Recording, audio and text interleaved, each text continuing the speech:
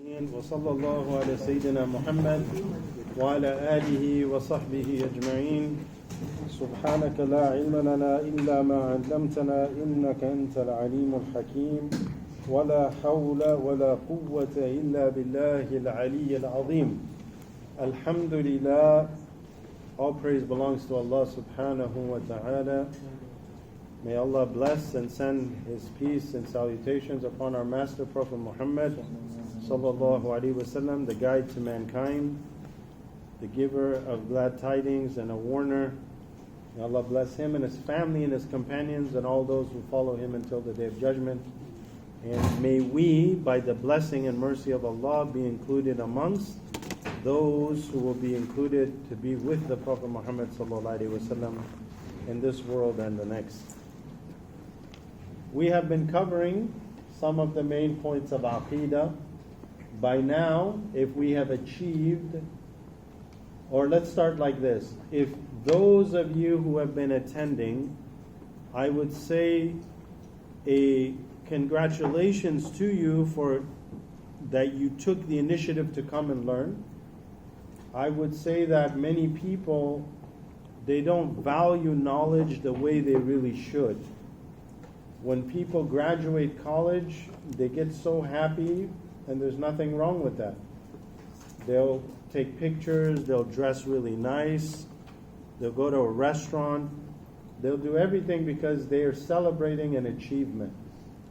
Unfortunately, we should be celebrating an achievement when we finish a text with a teacher on an important masala of aqidah or fiqh. You should take your friends out, go to a nice restaurant. I won't necessarily say halal. Some halal restaurants are not so good. But you can go to a nice fish place and enjoy. What are we celebrating today?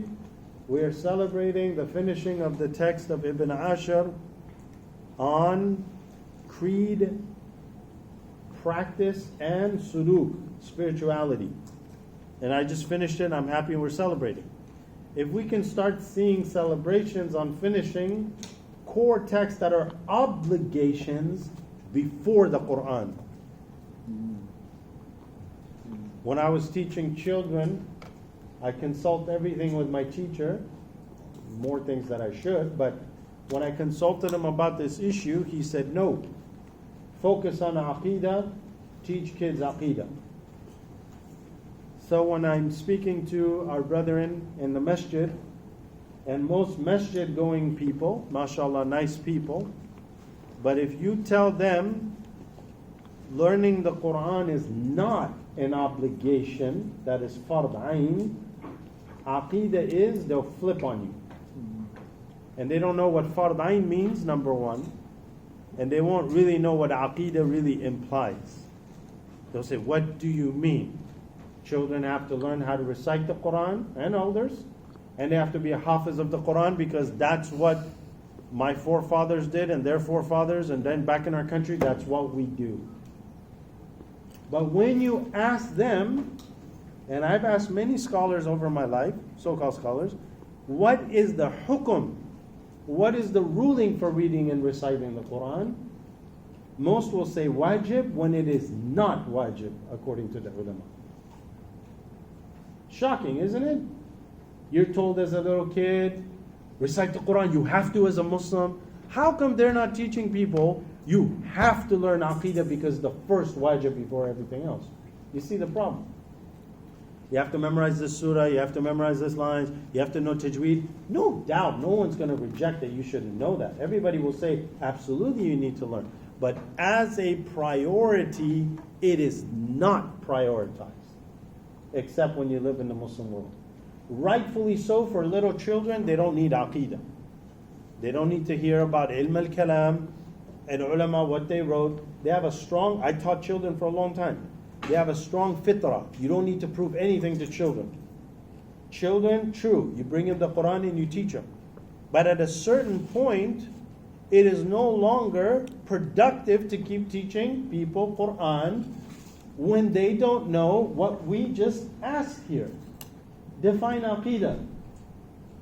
What does that mean?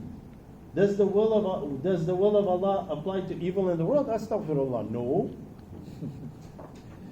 I guarantee you, if you take the questions I asked tonight and ask your average Muslim, I won't say ask the Imam, okay? But ask your average Muslim and do a little poll, you'll find most don't know the answers to that because they haven't studied it.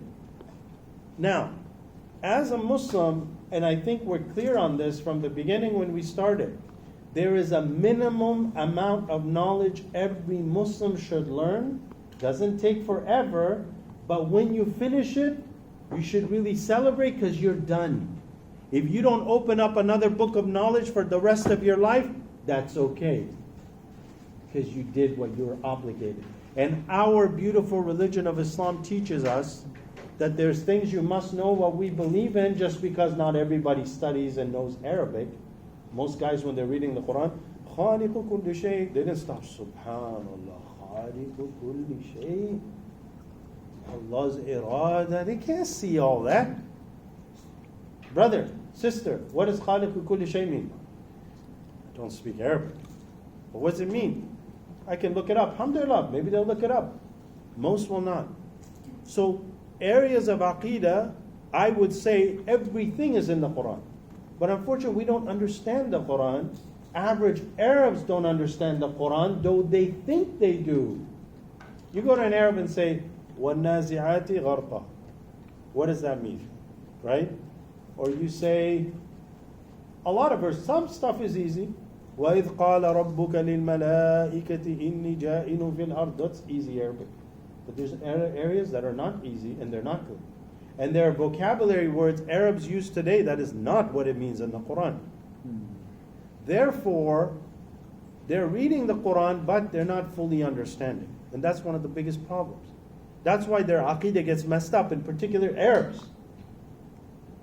My teacher's Arab. He says most Arabs' Aqidah today is messed up because of their assumption of the Arabic language.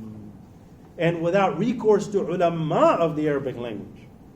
So as a result, when you ask him, why do you say, قال الله سبحانه وتعالى هذا معلوم في القرآن. معلوم what? To who? What are you reading from the Quran? قال الله تبارك وتعالى. Like this word قال in Arabic. قال means to say, but it also means to take a nap. I'm serious. So our teacher once said, من قال قال الله فقد كفر. Whoever said Allah, qala, their nap, faqad kafar. Arabic is not an easy language. If you say, Allahu Akbar, you broke your prayer before you started. Because in the Arabic language, the extension of the Hamza is asking a question. Allahu Akbar, what are you asking? Every Arab should know here, you're asking, is Allah Akbar? As opposed to, Allahu Akbar. Allah is Akbar. Just by extending something you shouldn't have extended. Or what happened at the time of Sayyidina Uthman ibn Affan is people started reciting the Quran messed up in tashkil. Where there should have been a dhamma, they're reading it as a kasra. Allah has relinquished all connection with the mushrikeen, and so has His Prophet. In English you understood. So as His Prophet means there's no more connection between the mushrikeen with Allah's covenant that they had made because of what they did. But if you read in the wrong voweling, it included, A'udhu Billah, Allah has relinquished all responsibility with the mushrikeen and with His Prophet, A'udhu Billah. And that's how they were reading it in the Arabic language. And when Uthman heard that, he said, nope, we got to put the marks in the Quran, the tashkil, because now the ummah is extended, people don't know grammar, and we're going to protect so they don't make that mistake. Otherwise, the early text of the Quran never had fathas and dhammas and kasras because the Arabs knew al-ism marfu'. Ism is in a nominative position. It has a dhamma, unless there's an acting agent upon it. They had a whole complex thing of Arabic grammar, but they did it through hearing and speaking. They didn't need to go through necessarily the grammar rules, like Ajrumiyya and all these other books that you'd have to study and basics of grammar to know. Most Arabs now, in some regions of the world, they say katabtu to mean katabta. So the tu and ta is flipped. So when they say qataltu, they mean you killed. When in real Arabic, qataltu means I killed. If I say qatalta, it means you killed, you, one man. Or let's use a different word, darabta. Darabta, if you're talking to a girl, you say darabti. You hit your husband because he wasn't cooking, right? Darabti. If I'm talking to a man, I'd say darabta. If I'm talking to two, darabtuma, darabtum, darabti, darabtuma, darabtunna, darabtu, darabna. That's like how you break it down. But now Arabs say darabtu to mean darabta. But if you read the Quran like that, that's problematic. Especially when Allah Ta'ala says things like, I did this and I did that. You would change it to you did this and you did that. That's a big problem. Hence, Arabic language is not easy, and it is actually a condition for a lot of ulum, a lot of sciences, especially aqeedah. That's why you ask the question, for God's sake, how are you teaching aqeedah if you don't know Arabic in depth? Or you didn't have a direct teacher? If somebody says, I read the Quran, flag, red flag, watch out. Once Rasulullah sallallahu alaihi wasallam was asked about the Quran, about a verse. He said, La adri, I don't know. Ajib. He said, I don't know. Let me ask Jibreel. He said, Jibreel, what does this verse mean? He said, La adri, Ya Rasulullah. I don't know. Let me ask.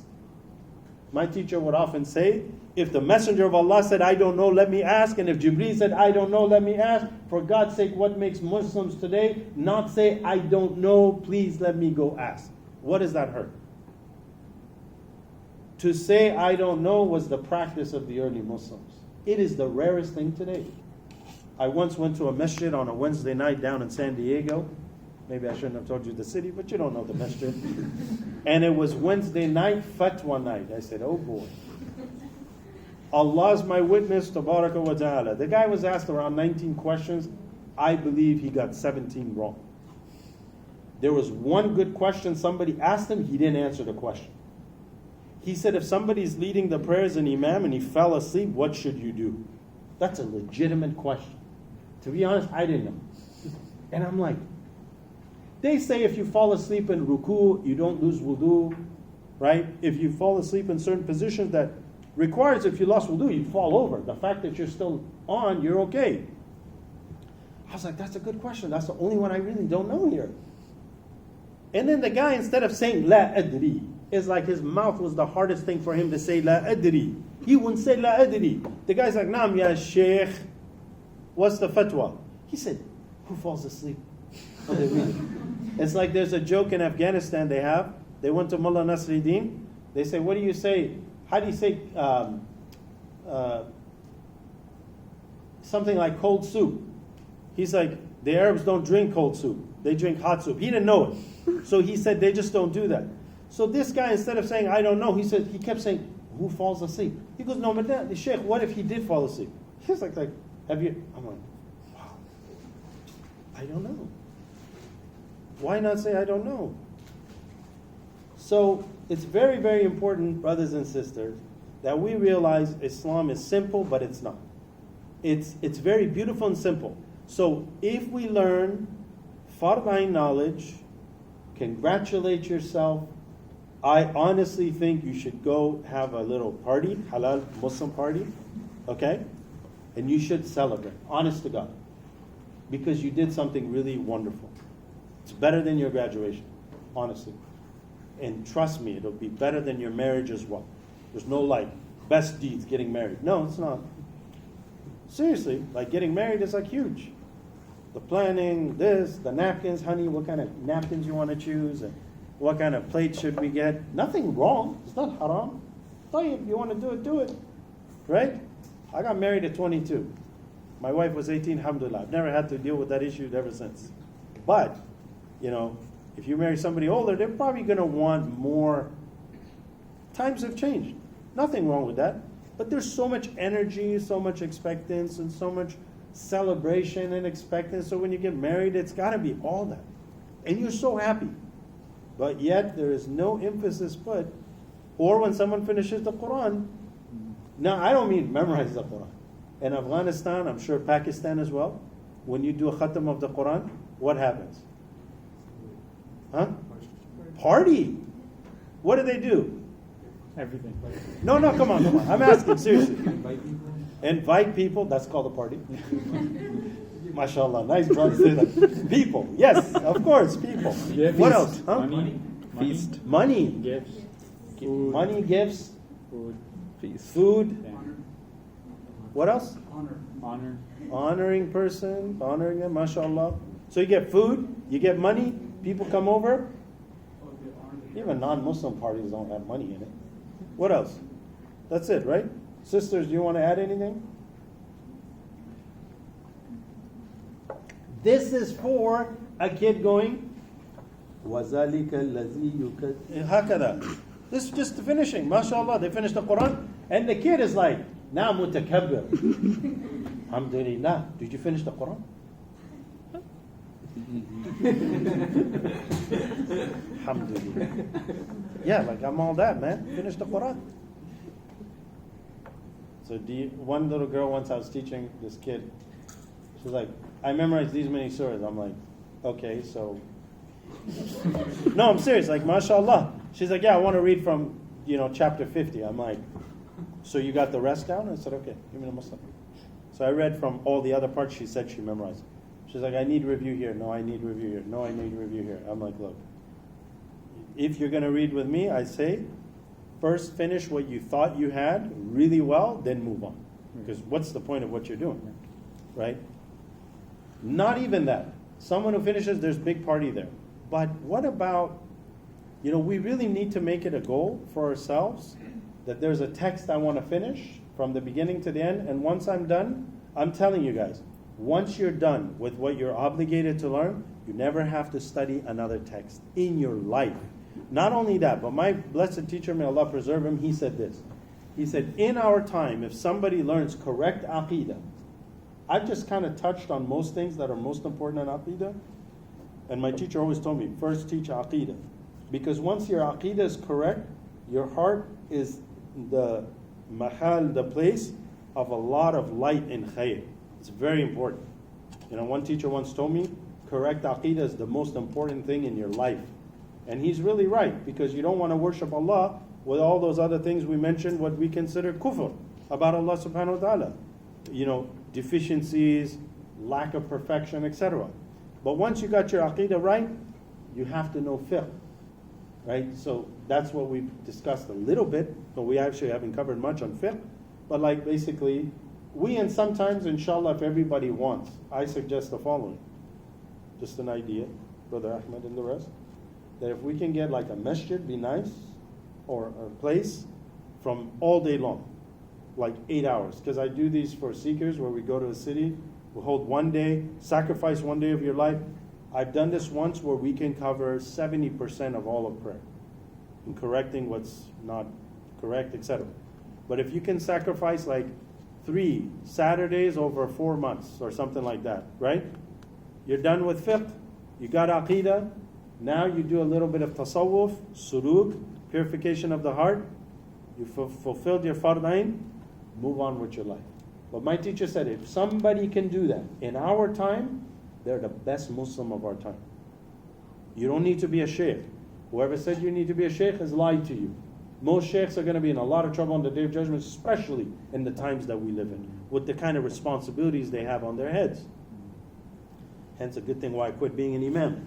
Moving further, very important that go get a job, pursue your love in your career, have children, and sing all the lullabies and read them cute little books, and that's what I do.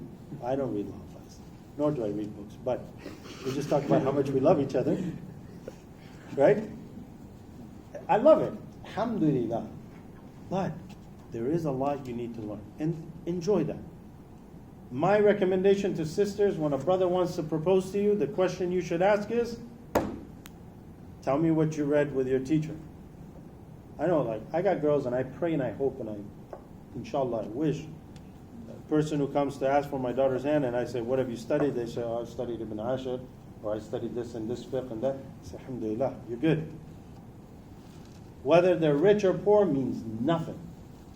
Whoever's rich, Allah can take away their money, you'll be poor next year, what are you going to do? Whoever's good looking, you marry for looks. Shaykh Hamza was famous for telling us this. Whoever marries for looks, Allah will take away their looks. Do you know that?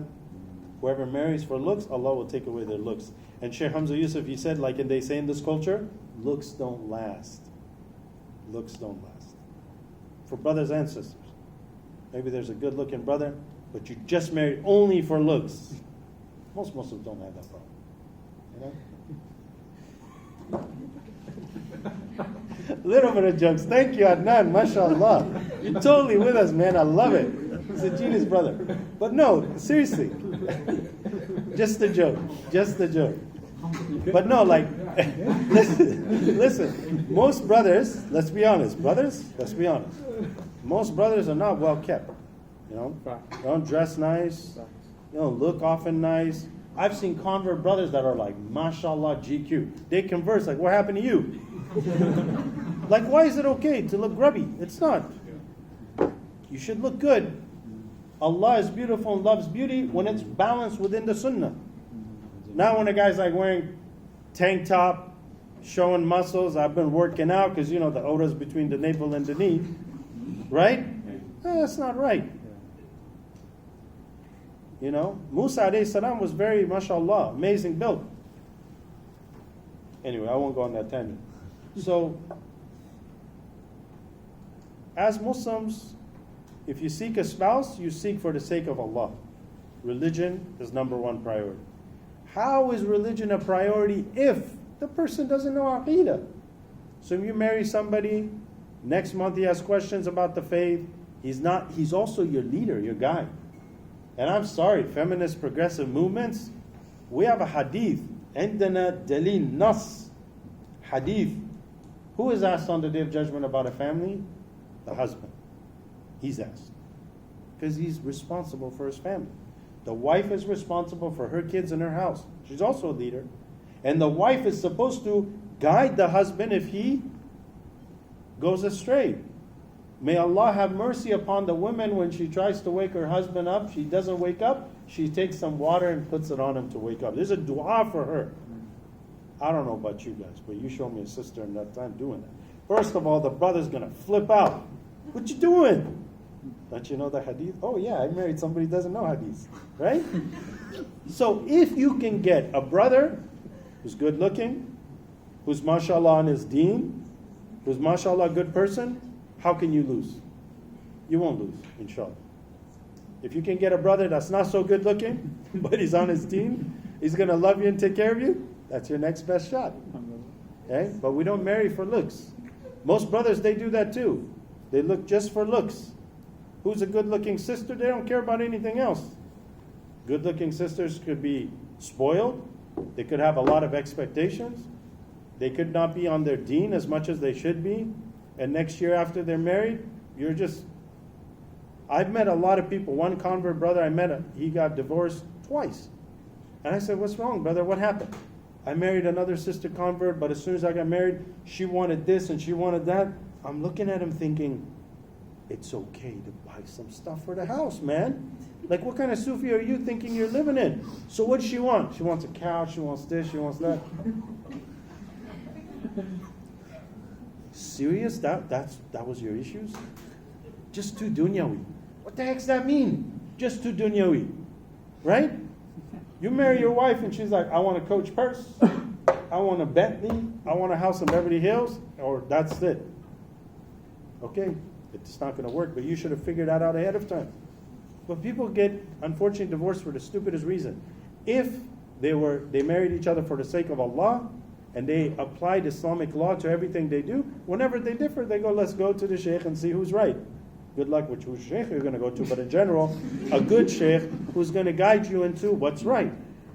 And then, if the sheikh says to the sister, what you're doing is haram, don't do that, If she fears Allah, she will say, yes, okay, Shaykh, astaghfirullah. If the Shaykh says to the brother, what you've done is haram, don't do that, then he listens because he fears Allah, you're going to have success. But when the guy fears Allah, the girl doesn't, you got a problem. Because she's not going to care. Once emotions get in and fighting comes in, there's no what's right and wrong. The sister's like, I am going to destroy your life if it's the last thing I do. I'm serious. This happens. We got friends like that. It happens. So, how do we get on that tangent? So going back to the topic of understand, inshallah, that if we don't make it, we're not together after this day, that you learn that there is a minimum of what you should learn. So now I'm going to give you that, okay? Based on what I've asked my teachers.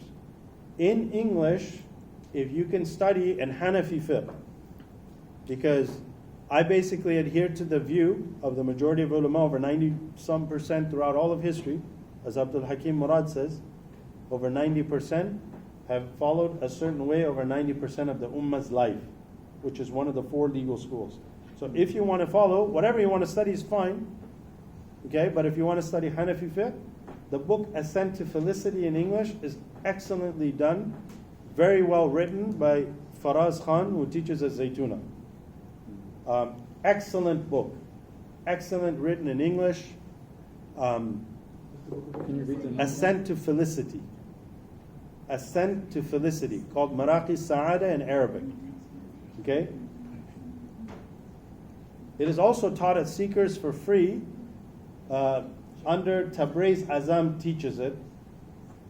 I was the fill-in instructor for it, but it's an excellent 2-part course that deals with prayer, fasting, zakat, hajj, a little bit of hunting, a couple of things he adds in the book, very short, and that's it. I have a very dear teacher who I sought for years in London, and his opinion is that this book will cover all your fardain, both in aqidah and fiqh. If we ever have a workshop on that, I would say that that's the book to go through. And alhamdulillah, I've gone through it at a basic level, and we can go through that. It is a little detailed. How many hours is it? How many hours would it take total? I would say solid 20 hours. But to rush it would be a little rushed, but we can do it in 10 hours.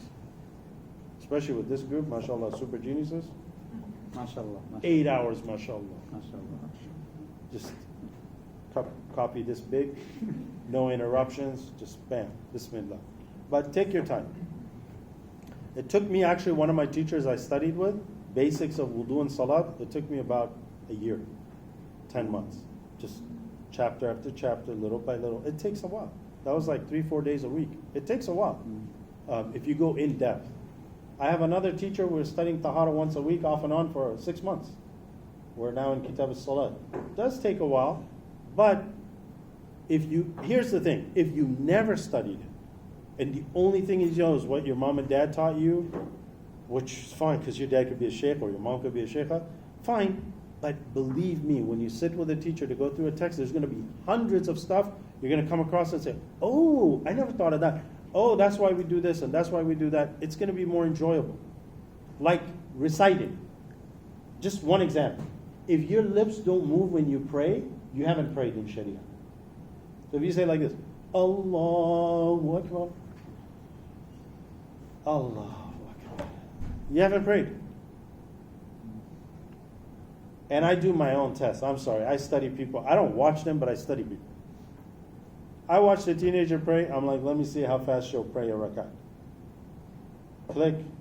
8 seconds for Surah Fatiha and another surah into ruku. Okay, there's 2 options. A, you're a wali. You just recite a whole lot of Quran, I didn't see it. Or B, you don't know how to pray. Most likely B. Why? Because the lips are not moving. Trust me. I want everybody to look at the watch, please. Let's just do a test, please. When it hits 9, I want everybody to recite Fatiha as fast as you can in your brain, but your lips moving as if you're praying. Let's see what time you get. And since I'm talking, we'll wait for the red to hit the 12. Okay? The 12, what do you call that, Ahmed? Walk. Second hand. Yeah, on the 12. Ready? On your own, quietly. Just count your Fatiha. Now,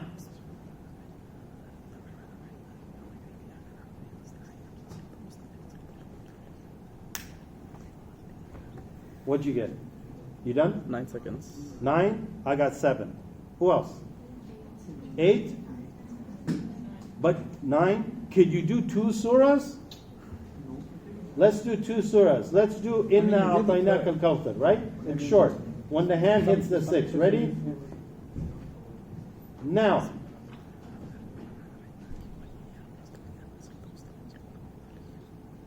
Done. 7 seconds. Low. 10 Done. seconds. 10. What'd you get? 7 seconds. 7? 10. The kids in the madrasa do it faster. They just blow it. The kids in the medicine. They go That's bullet crazy, though. speed. 7? They can go faster than 7. You know it's possible. Like they can do a page in less than a minute. Yeah. Yeah, but the problem, look. Okay. With like decent tajweed. Okay. Okay. No, it's possible. You know, there's these commercials when you're younger. There's a guy who's like Hot Wheels or something like that. You guys don't know. I can only probably look at one person in this room. Right? And he speaks super fast. All these cars, right? And he gets in a whole lot in 10 seconds. So I won't say it's not possible. Somebody could speak really fast or somebody could be really slow. Right? And the thing is, alhamdulillah, they're all fine. But as long as your lips moved and you recited. That's one example.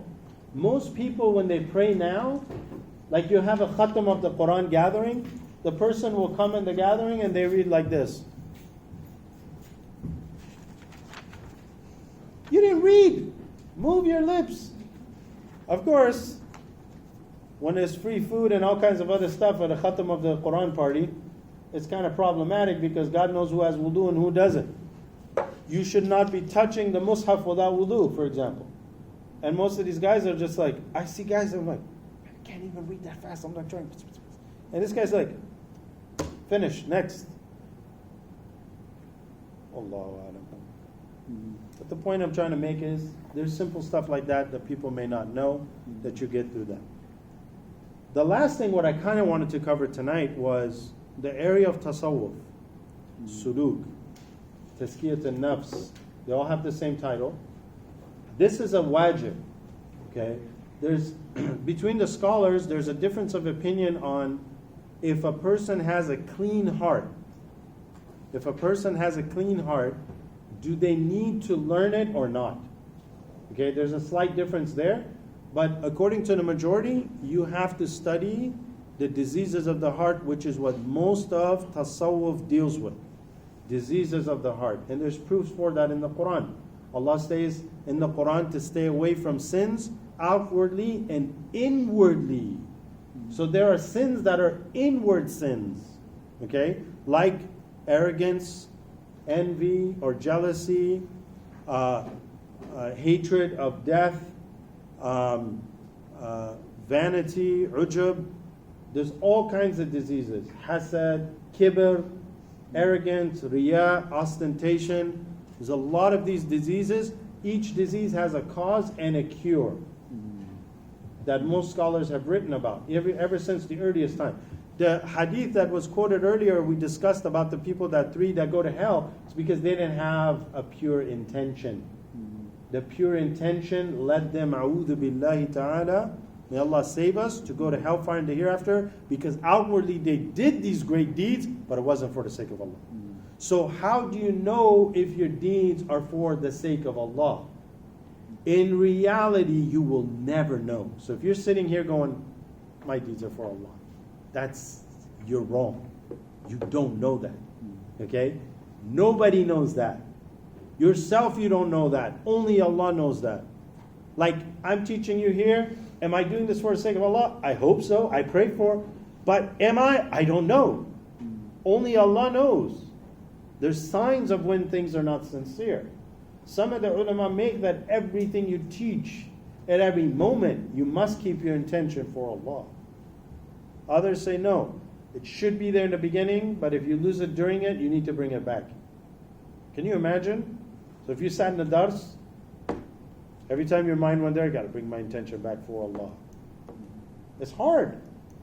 And how do you know it's for Allah? This is something Allah grants to whom He wills, to have sincerity. وَمَا أُمِرُوا إِلَّا لِيَعْبُدُوا اللَّهِ مُخْلِصِينَ لَهُ الدِّينَ. And they were not commanded but to worship Allah, making religion purely for the sake of Allah. They said when that ayah was revealed, all of creation froze. A moment of ikhlas can save you in your existence. A moment of sincere worship to Allah could save you in the next world. So when you're walking down the street and you see something harmful and you move it out of the way, or you did a good act and no one was around, nor did you do it where you said, okay, I'm going to do this now, I'm going to post about it later. No. You did it now and you don't want anybody to ever know. So you did a good deed. Let's say you helped a poor person with whatever, and then you went home, you're like, alhamdulillah, thank you Allah for granting me that good deed. That was for your sake. But I did it for Allah, and I hope no one ever finds out. Many people, right, after they died, it was found that they supported hundreds of people that were poor. They only found out because when Zayn al-Abidin died, the great-grandson of the Prophet, 500 homes went hungry. They found out that he was the one helping 500 homes. They didn't know that during his life. He wasn't going about posting it, going live, showing people, all that other stuff, which I personally hate. They did it for Allah, period. And as my teacher says, for those that give even money outwardly to encourage others, my teacher would say, like, I'm fearful of Allah that I'm not doing that for the sake of Allah when I do it outwardly. But alhamdulillah, it's allowed, as long as your intention. How do you know your intention is good? This is what real Sufism deals with. Real Sufism, as opposed to goofy Sufis, real Sufis, from the earliest generation, has always been a science of our religion. The ulama say, tasawwuf was a haqiqa in the time of the Prophet bidun al-ism. Kana haqiqa bidun al-ism. It was a reality without necessarily a title or a name. Wal-an al-ism bidun haqiqa. Now it's a name without a reality. Oh, mashallah, alhamdulillah, I'm a Sufi. Yeah, I'm from this tariq and that, alhamdulillah. Really? Like, okay, mashallah. But like, what do you do? Right? No, I'm a Sufi, so you wear a special garb, you act like a Sufi, you go places, you portray you're a Sufi. When the real Sufis said, I'm not a Sufi. We met a sheikh from West Africa, mashallah. This guy, he looked at pistachios, I was watching because I was like young, I'm like, what is this guy doing? And he took a pistachio and he put it back. I was very interested. Why did he do that? He's from the desert. I said, Sheikh, I had a translator. Like, why don't you eat this? He said, I don't eat things I don't know what they are. I'll eat things I don't know what they are. I was like, what is this? What kind of roll? Sushi? Cool. As long as it's not crab, real crab, and lobster, because Hanafis shouldn't eat that. And plus, I don't like it. But, I'll eat whatever else. It's interesting. We do that. This guy wouldn't eat what he doesn't know. Then he lives in a tent in West Africa. He lives in a tent. And when we ask him, are you Sufi? He says, astaghfirullah, I have too much dunya. He has a bag and a tent. And he says he has too much dunya. Is he not the real Sufi? This is the real Sufi. Because he has no attachment to dunya. And he thinks he has too much dunya. I mean, it's amazing. Now we have people, they drive expensive cars, they fly first class, they stay in 5-star hotels, they got thousands of murids, and they're like, the sheikh is here. But the sheikh is all around dunya, 24/7. His food is the best of foods, knife, fork, 3-course. And you go other countries and it's like, the sheikh will have a glass of water and a couple dates. My teacher, Murabt al-Hajj, rahmatullah alayhi, Allah have mercy upon him, he drank water and ate dates for months and months. When I first met one of my friends who studied with him, I said, is it true he doesn't eat? He looked at me, he said, I lived in his tent for 6 months. He doesn't eat anything. I said, how's that possible? What does he do? He said he has some dates and water, generally that's it. I mean, the Prophet ﷺ, Aisha said, for months, I think it was 3 months, fire was not lit from the house of the Messenger of Allah. So he said, how did you survive? He said, on the 2 aswadain, basically dates and water. Could we survive that today? No. No way. We live in a time now, where's my coffee? Where's my breakfast? Seriously. Where's my breakfast? Oh, I didn't have breakfast yet. And do you have to have breakfast? Ramadan comes, oh, you can do without breakfast, lunch, almost dinner. So what's the difference? You see? The time of the Prophet ﷺ, the companions, they ate very little. They slept very little. They had no connection to dunya. They used to think they would die by night who was awake in the morning. The Prophet ﷺ, he said, who wakes up in the morning should not anticipate or for sure think that he's going to reach the night. There was an imam at 1 century of Islam. They asked him to lead the prayer. And they didn't know who should lead, so they asked this guy. They said, you should lead. They were finding the best person. So he said, I'll lead Maghrib prayer with the condition that I lead Isha prayer. And the scholar says, Subhanallah. He thinks or believes he's going to live till Isha for sure. He doesn't deserve to lead us. Do you understand that? Because he thinks he's going to live till Isha, he doesn't have a spiritual quality that a Muslim should have. When he makes salam to the right, he's not sure if he's going to reach the left. That's a quality. Who has that? Where are the Sufis that have that quality? The companions had that quality. Plus, they were in wars. They were poisoned. They could die. Anything could happen any day. And we can too. May Allah save us. But don't think you that are sitting here and you're like, I'm going to finish school. I'm going to get a degree. I'm going to get married. I'm going to have kids. If you really believe all that is going to happen for sure, you have a disease too. And when death takes you suddenly, you didn't anticipate it. But when you're ready, you're ready. If you fly a lot, it's a good time to train yourself. But you don't realize, even in transit, anything can happen. Now with the coronavirus, everybody's like freaked out. I might die, I might die. For Muslims, like, well, I might die anyway. Technically. And what are the real odds you're going to die? Not going to be like Trump, okay? Probably a good percentage. But you're only going to die if Allah wills you're going to die. You're not going to die without the time reached for you. Before you're born, we discussed the qadr. It was already written. The day, time, place, what's your last bite, who's the last person you spoke to, everything is already done. And you're going to reach exactly that point and move on. So, in looking at tasawwuf, as we won't have a lot to cover tonight, but this is a science that is wajib. You must purify your heart from all the diseases of the heart, which if purified is going to show up on your limbs by having sound limb. In fact, the Prophet ﷺ, he said, ألا في الجسد مضغة إذا صلحت صلح الجسد كله وإذا فسدت فسد الجسد كله ألا وهي القلب. There's a piece of flesh in the body. If it is sound, the whole body is sound. If it is corrupt, the whole body is corrupt. When the hand does something haram, it's not the hand, it's the heart. When the eyes look at something haram, it's not the eyes, it's the heart. When any limb does something haram, it was from the heart. Where does the heart get things? From thoughts. A thought comes in your head, look at that haram, goes to your heart. If your heart is sound, goes, astaghfirullah, a'udhu billah, shoots back, thought is gone. Thought comes, oh yeah, let's go to the party Friday night. The angel says, what if you die in that spot on that moment? Shaitan says, just a party, man, take it easy. These Sufi guys and these Muslim scholars, they're just trying to scare you. A'udhu billah, I'm not a Muslim scholar, but Shaitan's going to throw his waswasa. Maybe you might, God forbid. I mean, this is the way we should think about our life. The thought comes, you can reject it. The more you reject evil thoughts, the more you entertain and accept good thoughts, the good thoughts will grow. The angels will give you good thoughts. So thoughts come from 4 sources. We're not going to go into it tonight, but some of it is angelic thoughts. Do some dhikr, make some dua, pray. Every time you listen, that increases. Every time you decrease, you don't listen, you don't keep yourself pure, you're not around good company, you're not going to get good thoughts. There's never good thoughts. There's only bad thoughts.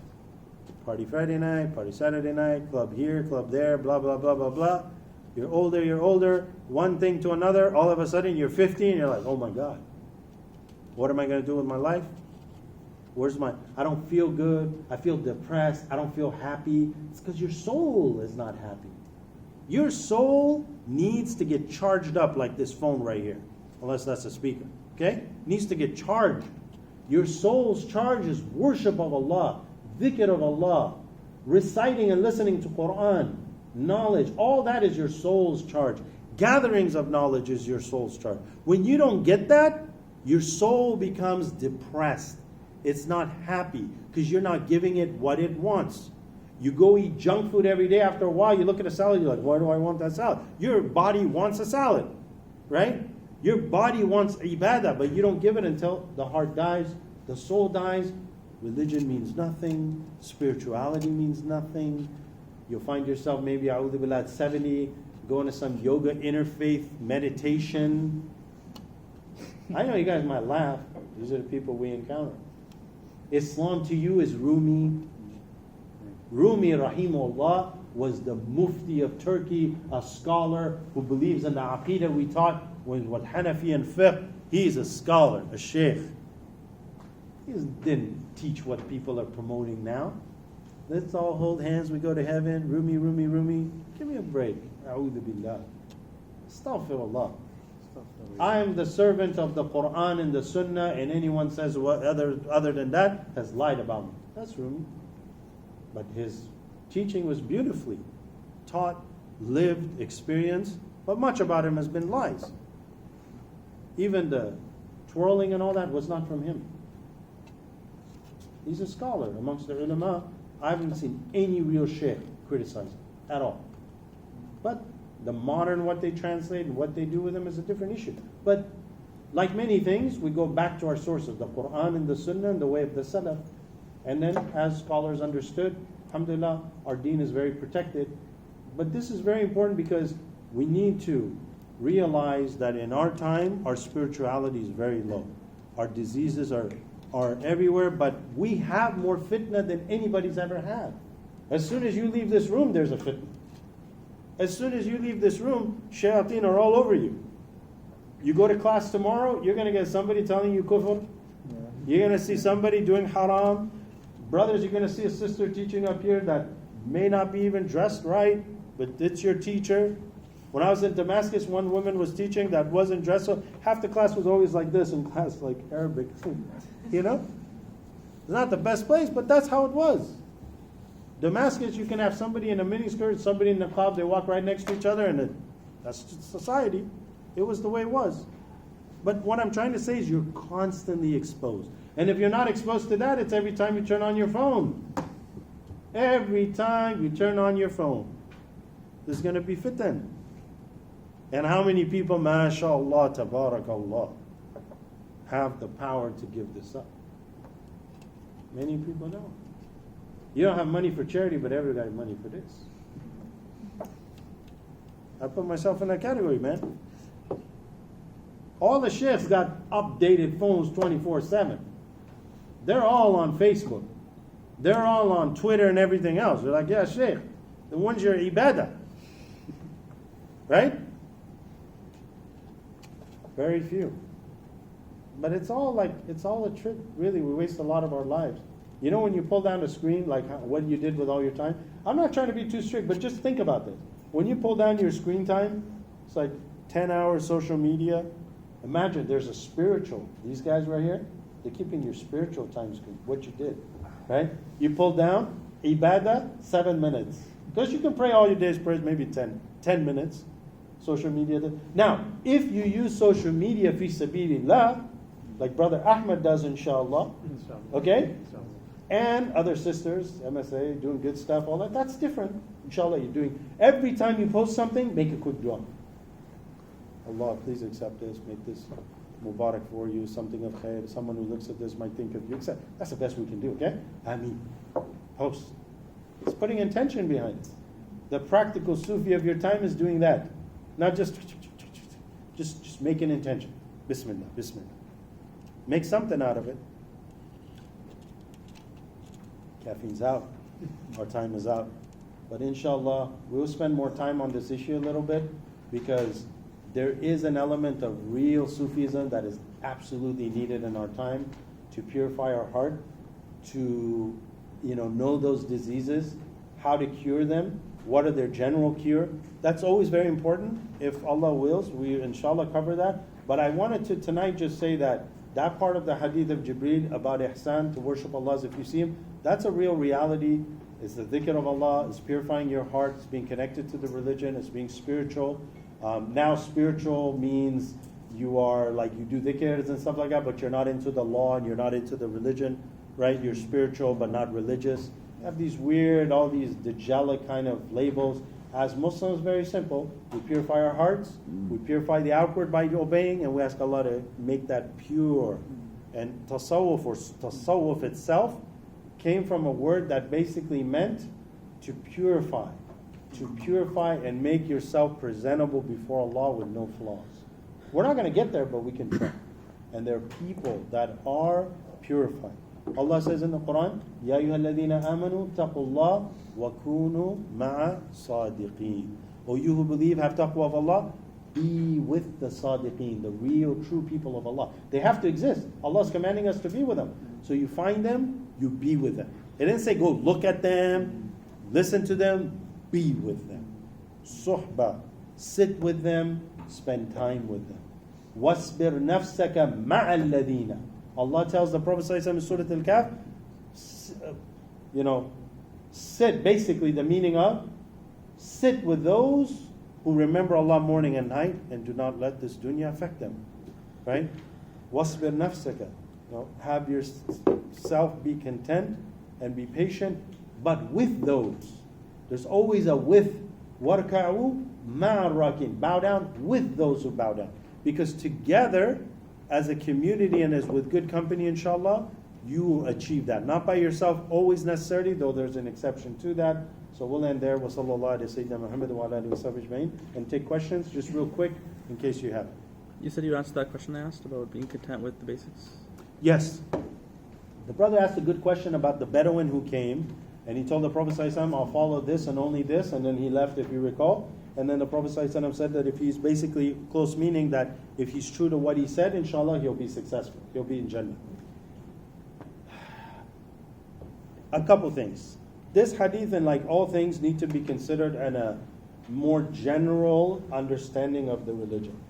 As my teacher once said, that hadith was at a time there were no malls, no fitan.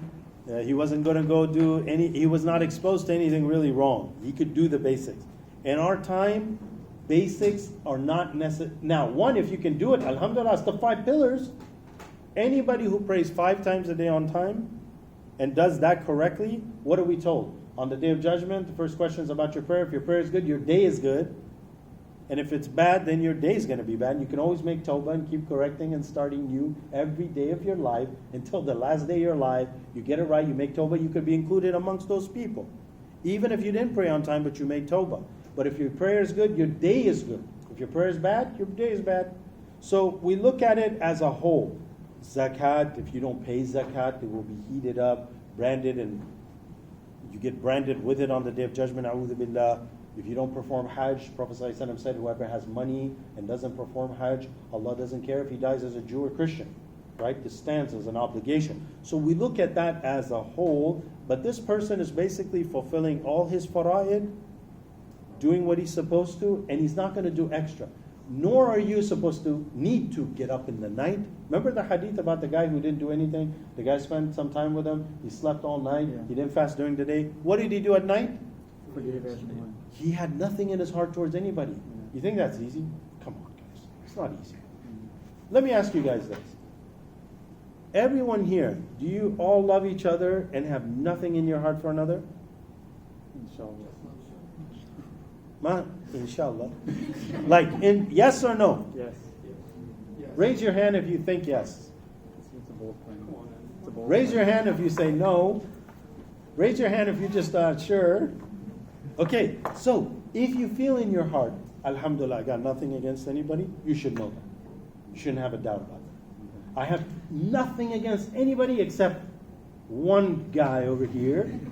That's a problem. That's a problem. Once my teacher was like yelling at people in the masjid basically when he said 2 people praying next to each other, bowing down, making sujood, but this guy wants this guy basically to go to hellfire. What kind of Islam is that? Honestly, I'll tell you, I was the Imam, man, it was just terrible. Every night was like a battle and a fight. I'm serious. People don't love you. You find somebody who loves you, man, you just want to hold on to them and don't let go. That's why I hug you so much, Mush. You love them, Because it's a blessing. When two people come each other and they love each other for the sake of Allah on the Day of Judgment, you will be told, stand up those who love each other for my sake. Stand up. And you're like, the only reason I like that guy is because of Islam. Otherwise, I'd never be caught hanging out with that dude. Seriously, you stand up and then you're given shade on the Day of Judgment. So Muslims are supposed to love one another. Not like one another. Love one another. How are we going to love each other? That's purifying the heart. Now, if you can do that, you don't need to get up for Qiyam al-Layl and fast Monday and Thursday and fast the Bi'ayyam al-Bid and give sadaqah fi sabilillah, unless it's fard, of course, right? Because sometimes what's happening in Syria and other places become almost ayn on the ummah. They have to help. Everybody could be considered sinful if you don't help when people are in real need. But I'm saying general. Yeah, but a guy who has diseases in his heart, a'udhu billah, like myself, I'm sure, and then we got problems with that guy and this guy. Yeah, you better get up in the night and you better fast extra and stuff because you got to do everything you can do to make right all your deficiencies. That's how it works. In the old days, they didn't just go to even markets. They didn't go to markets. It was considered a place of fisk. Don't be the first one in there and don't be the last one out. What do people do in Vancouver? It's always raining and stuff. You go to the mall. That's the place to go. Not haram, but it has its haqq. Like some of the Salihin used to go to the market just to make a dua that gives them 1 million rewards. Did you know that? If you guys are going to the mall, you're not reading that dua, come on now. Some of the Salihin used to go to the market, read the dua, and come back home. Because it's 1 million rewards. La ilaha illallah wahdahu la sharika lah. له الملك وله الحمد يحيي ويميت وهو على كل شيء قدير وهو حي لا يموت. Maybe that's in the narration, you could look it up. I read them all. That's it. And every time you go to the market, I tell my kids are like, just say Ameen. Could you do that with online shopping? La adri, I don't know. No, that's a good question, man. One day I was happy. I'm like, I didn't go out. I didn't spend a whole lot of money today. Alhamdulillah. My wife's like, I just bought some shoes. I was like, the phones, man. I forgot to take care of the phones. You know? Yeah, shopping is real, man. Now you can still spend like without going out. As Muslims, we should be like, not spend too much. Nor should you be very miser. Balance, you know. But no offense, sisters. Like I love my Muslim sisters, but you can still shop while not at the mall. And brothers too, I'm sure. How many of your brothers online shop? Amazon books. MashaAllah. I I don't online shop. It's just, I don't have time for it. It'd be so nice. I know I'd probably be addicted. Oh, wow. I just don't. But alhamdulillah, nothing wrong. If you're buying, listen, if you're buying things for your family, that's fard, you get reward. Feeding your own wife and kids has more reward than giving charity. Why? I gotta go. But why? Why? Who can tell me why feeding your own family has more reward than charity? Man, how do you know that? Good job. Me? Yes, all of you. Good job. Good job. You're a good teacher. Feeding your family is fard. That which is fard is better than sunnah. You get more reward. Fasting of Ramadan has more reward because it's fard. What does fard mean? Obligation. Fasting Monday, Thursday is good for you, but it doesn't match fard. Okay? That's why you make up your fara'id first, then the sunnahs. And buying some for your wife in Ashura is also good. So whoever spends on his family in Ashura, as Sufyan ibn Uyayna said, or Sufyan al-Thawri, that we tested this for a long time, we found it true. Going back to tajribah, right? That whoever spends on his family and is generous, Allah will be generous on him for the rest of the year. So my wife, and I'm sure Sidi Mush's wife and others, they'll say, when is that day that you shop for your wife? Ashura, other important aspects to it, not just the day you buy your wife something. Right? Imagine, when is the day you buy your wife something? That's not, it's Ashura. It's the day Allah saved Musa and other things that occurred. Yeah. So inshallah, wa sallallahu alayhi wa sallam Muhammad. May Allah bless you all. May Allah let us reach next week, inshallah. We have a slight schedule change for next week. There are two topics, inshallah, we're going to be teaching. And we'll be going live online for those. 45 minutes break, 45 minutes then questions, inshallah. If that's cool with everybody. It will be broadcast live through the Seekers channel, so It will be watched wherever people want to watch, So inshallah. what's the topic for next week? Are we continuing with? One is called Essential Hadith, and the other one is called The Beauty of Islam series. Inshallah. This one it's not like total tangent talk like tonight. It's going to be structured. It'll have slides. I'll give you guys access to those. It's also going to be 2 courses that will be offered after at Seekers, inshallah. Is it recommended to bring like non-Muslims to the? No. Yeah. No, because I think they should go to Adnan's sessions that he holds because it's catered for that. I'm going to say things and kind of cover things that I don't want them to like, you know. If anybody ever brings someone who's not Muslim, please do tell me ahead of time. Okay? So I don't say some stuff, you know.